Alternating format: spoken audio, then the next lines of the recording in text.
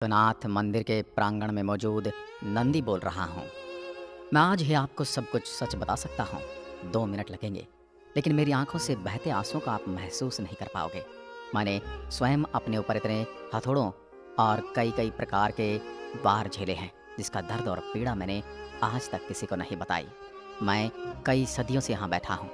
मुझे तो ये कहने में भी शर्म आती है कि मेरे चाहने वालों को ये तक नहीं पता कि मुझे स्थापित किसने और कब किया था। लेकिन मैं आपको कह दूं, मैं अनादिकाल से मेरे प्रभु को निहारते आया हूँ। मुझे सदियों पूर्व से ही मेरी आंखों के सामने अंधकार छा गया था। इस अंधकारमयी पीड़ा को मेरे अलावा और कोई नहीं जान सकता। मैंने वो पीड़ा देखी है, मैंने वो पीड़ा सही है। जब पहली बार सन 1194 में मोहम्मद गोरी नामक एक लुटेरा और उसके साथ मौजूद मलेच्छ लुटेरे ने मेरे आराध्य का मंदिर क्षतिग्रस्त करके लूट लिया था। लेकिन कुछ समय बाद ही स्थानीय लोगों ने मिलकर मेरे प्रभु का मंदिर फिर से स्थापित कर दिया। मुझे आभास हुआ कि शायद अब मैं हमेशा फिर से अपने प्रभु को निहारता रहूंगा। लेकिन सन 1447 में मैंने फिर वही खूनी खेल देखा। जिस मंदिर में कभी दूध की नदियां बहा करती थी, वहां रक्त बहते हुए देखा। क्योंकि सन 1447 में जौनपुर के सुल्तान मोहम्मद शाह द्वारा तोड़ दिया गया था एक बार फिर से मेरा ये मंदिर, और मूर्ति पूजकों को मार दिया गया। अगर विश्व में कोई पीड़ितों का देश होगा तो सर्वप्रथम मेरे बारे में ही चर्चा होती है। जिस पीड़ा से मैं पीड़ित हूँ, उसके बारे में आज तक कहीं कोई चर्चा मैंने नहीं सुनी। मैं यहीं वीरान भूमि पर बैठे बैठे सारे खूनी खेल को देखता रहा। फिर एक बार मैंने प्रसन्नता का आभास किया जब सन 1585 में राजा टोडरमल जी की सहायता से पंडित नारायण भट्ट जी द्वारा मेरे स्थान पर एक भव्य मंदिर का पुनर्निर्माण किया गया। टोडरमल जी ने मंदिर का पुनर्निर्माण सन 1585 में करवाया था। मैं प्रसन्नता के मारे नाचने लगा था, क्योंकि मैंने पुनः वही वैभव प्राप्त कर लिया था। लेकिन कुछ ही वर्षों में पुनः मेरी इस प्रसन्नता को किसी की नजर लग गई। अमेरिकी इतिहासकार ने अपनी किताब में लिखा था कि आक्रांताओं ने भारत में जो आक्रमण किए, उसका वर्णन कभी किसी ने अच्छे से नहीं किया, वरना भारत में धार्मिक लोगों ने जो यातनाएं झेली हैं, उसका वर्णन करना बड़ा ही मुश्किल हो जाता। एक बार फिर शाहजहां ने सन 1632 में अपना आदेश पारित किया कि मंदिर तोड़ दो, मूर्ति पूजकों का भंजन कर दो, मूर्तियों का विनाश कर दो। फिर क्या था, हजारों हिंदुओं का विनाश कर दिया गया। शाहजहां की सेना का हिंदुओं ने प्रबल विरोध किया। जिस काशी में भजन और कीर्तन होते थे, वहां 1632 में खूनी खेल हो रहा था। मूर्ति पूजकों को मूर्ति पूजा का दंड दिया जा रहा था। जिन पंडितों के हाथों में वेद पुराण थे, उनके हाथ में मैंने त्रिशूल देखे। भारी विरोध के कारण आक्रमणकारी मेन ग्रह को तो नहीं तोड़ पाए, लेकिन काशी में मौजूद अन्य 63 मंदिरों को तोड़ दिया गया। मूर्ति पूजकों को ऐसा दंड मैंने देते हुए कभी न सोचा था। शाहजहां की सेना तो चली गई, लेकिन पीछे जो नरसंहार और पीड़ा का दृश्य मैंने देखा, वह आज भी मेरे हृदय को झकझोर देता है।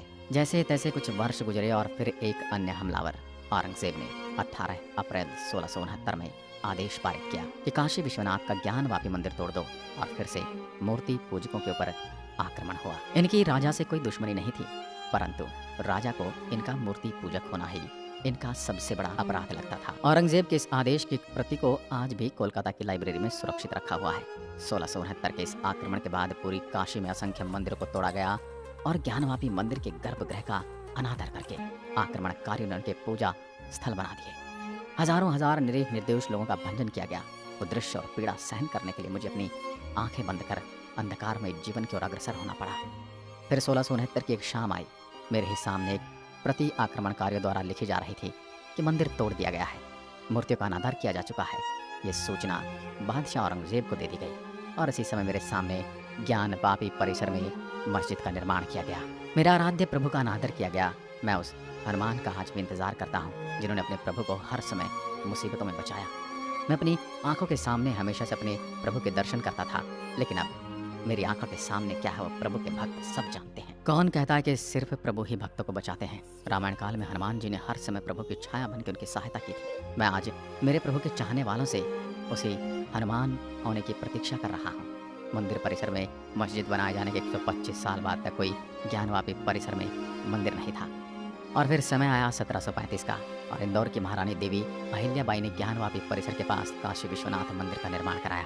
कुछ राजाओं ने मेरे बारे में सलाह दी थी कि मुझे इस स्थान से हटाकर नए मंदिर के प्रांगण में शिवलिंग के सामने स्थापित कर दिया जाए। उस समय महारानी देवी अहिल्याबाई का जवाब था घोर और गुस्से वाले स्वर में, नहीं नहीं, नंदी महाराज को इसी तरह यहीं बैठे बैठे अपने प्रभु का स्मरण करना पड़ेगा। चाहे कितने ही वर्ष बीत जाएं, नंदी महाराज को अंत तक प्रतीक्षा करनी होगी। वाक्य आज भी मेरे कान में गूंजता है। कभी कभी मैं टूट जाता हूँ, दिल बैठ जाता है, आंखों से आंसुओं की बूंदें टपकने लगती हैं, परंतु मैं महारानी देवी अहिल्याबाई को वो वाक्य स्मरण कर लेता हूँ। उससे मुझे शक्ति मिलती है और मैं फिर प्रतीक्षा में लीन हो जाता हूँ। मेरे इस परिसर का ये विवाद पहली बार तब गरमाया जब मेरे हिंदू समाज के लोगों को लगा कि उनके साथ कुछ अन्याय हुआ है। तब उन्होंने इस गुम्बद रूपी इमारत को उन्हें सौंपने की पेशकश की। 30 दिसंबर 1810 को मेरे नज़दीकी शहर बनारस के तत्कालीन जिलाधिकारी मिस्टर वाटसन ने अपने परिषद के उपाध्यक्ष से एक पत्र लिखकर इस ज्ञानवापी परिसर को हमेशा के लिए हिंदू समाज को सौंपने की मांग की, लेकिन ये काम कभी पूरा ना हो सका। आगे आपको बताते चलूं कि 1829 से 1830 तक ग्वालियर की महारानी बैजाबाई ने इस मंदिर में ज्ञानवापी मंडप बनवाया था और महाराजा नेपाल ने मेरी एक प्रतिमा स्थापित करवाई थी। मुझे दुख इस बात का कि मेरे इस परिसर का जिक्र उस समय के राजस्व के अनुसार जामा मस्जिद ज्ञानवापी के रूप में हुआ, लेकिन एक बार फिर मैंने मन में प्रसन्नता महसूस की। 1980 के दशक में विश्व हिंदू संगठन ने कुछ राष्ट्रवादी ताकतों के साथ मिलकर ज्ञानवापी मस्जिद के स्थान पर मंदिर बनाने के उद्देश्य से एक बड़ा राष्ट्रव्यापी अभियान चलाया था और हिंदू पक्ष की ओर से कुछ विद्वान थे जिनके मैं नाम ले रहा हूँ। हरिहर पांडे, सोमनाथ व्यास और रामरंग शर्मा ने मेरे प्रभु के इस परिसर को सर्वेक्षण के दायरे में लेने के लिए एक याचिका दायर की। 1991 में दायर इस सर्वेक्षण याचिका के खिलाफ उस समय काल के संसद ने उपासना स्थल कानून बना डाला और इस कानून के अनुसार ये कह दिया कि जो 15 अगस्त 1947 से पहले से अस्तित्व में आए किसी भी समुदाय के धर्मस्थल को दूसरे में नहीं बदला जा सकता। ये सुनकर मुझे बड़ा दुख हुआ। फिर क्या था, इस विवाद के चलते इलाहाबाद हाईकोर्ट ने स्टे लगाकर यथास्थिति रखने का आदेश दे दिया। इस प्रकार से विवाद ऐसे ही चलता रहा और मैं अपने प्रभु का स्मरण सब्र की गंगा में डुबकी लगाकर करता रहा। प्रतीक्षा करते करते समय आया, लेकिन 2021 का, जब आज की कुछ देवी शक्तियों ने संवैधानिक रूप से मेरे लिए न्यायालय में एक प्रार्थना पत्र भेंट किया और तत्कालीन मस्जिद परिसर में स्थित श्रृंगार गौरी की पूजा करने की आज्ञा मांगी और मेरे इस परिसर में वीडियोग्राफी द्वारा सर्वे करने की मांग की और इन देवियों की इस मांग को आज के पुरातत्व विभाग द्वारा मंजूरी दे दी गई। अब तो मुझे बस उस दिन का इंतजार और उत्सुकता है उस फैसले की कि यहाँ मेरे प्रभु का ही निवास था और रहेगा, और जब मैं मेरी संस्कृति के अनुसार पूजा पाठ करके चंदन का लेप लगाकर अपने आराध्य के दर्शन कर सकूंगा। आज मुझे मेरे प्रभु के दर्शन की आस बंधी है। आज फिर मेरा हिंदू जनमानस जागा है। आज मेरे साम्राज्य के अंतर्गत एक ऐसे सन्यासी राजा आया है जो मुझे और मेरे प्रभु के आवास को हमेशा के लिए बदल कर रख देगा।